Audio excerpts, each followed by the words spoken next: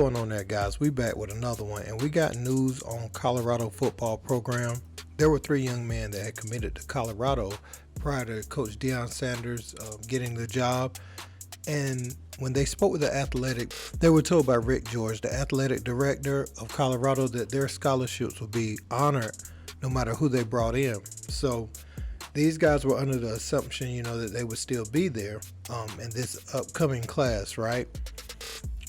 So 3-star defensive end Carson Mott, who was in the class of 2023, he said that he never actually got a call, once Coach Deion Sanders and his staff arrived, said they didn't want to honor his commitment and hung up.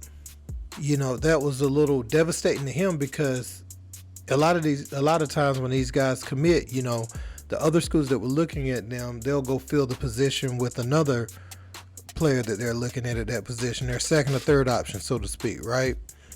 There was another kid by the name of Tyrone McDuffie, an offensive lineman from El Paso, and he said that, Rick George told him personally that they were going to hold his scholarship. He said they sent their former offensive line coach down, that was there before Deion, to talk to him and tell him he'll have his chance there, right?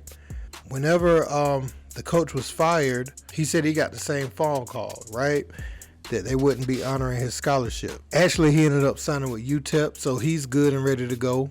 Okay, so there was a third kid in the 2023 class by the name of CJ Turner, and he got the call, and he was devastated because it was so late in the recruiting process.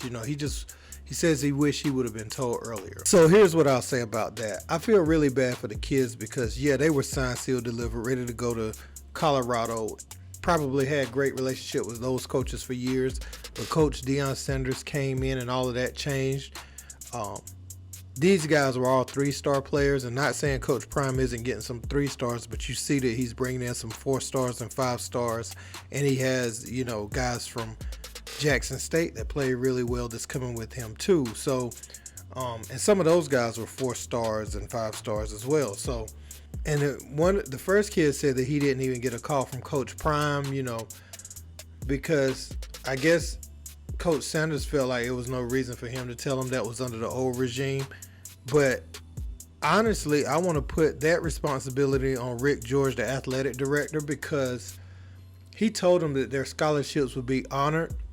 And the reason he did that is just in case something fell through with Coach Sanders, he didn't want to lose the recruits that they already had. So he was basically holding those kids' future hostage to solidify what he already had in motion. And that part of it I don't feel like is right.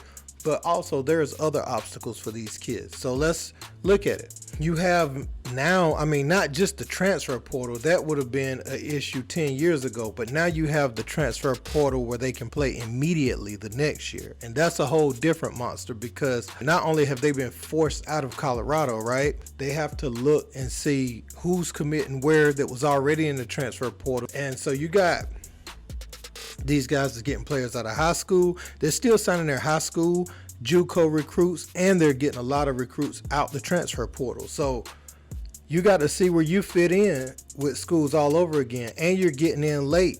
So now it's not like your first option. You're kind of at the mercy of, especially at the school of the level of Colorado. So they were going to play in the Pac-12. Some of these guys may have to go down in competition, go down a level because there may not be as much out there, or there's more competition out there. Where at Colorado, they may have been the main recruit for that position. Not saying they were going to come in and start right away, but they had like a 2 or 3 year plan where those guys would be starting in those roles. At the beginning of back on December 11th, there was already over 3,000 kids in the transfer portal.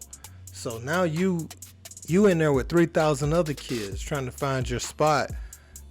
But, now you see that it's a business. And this is part of the reason I'm glad kids can get paid now, because coaches could always move around for better salaries, and there could be whole regime changes. And you recruited these student athletes under the assumption that they would be under these individuals for 4 years. And that's not how it works. If they get a better opportunity for their family, rightfully so, they're going to take that to feed their family.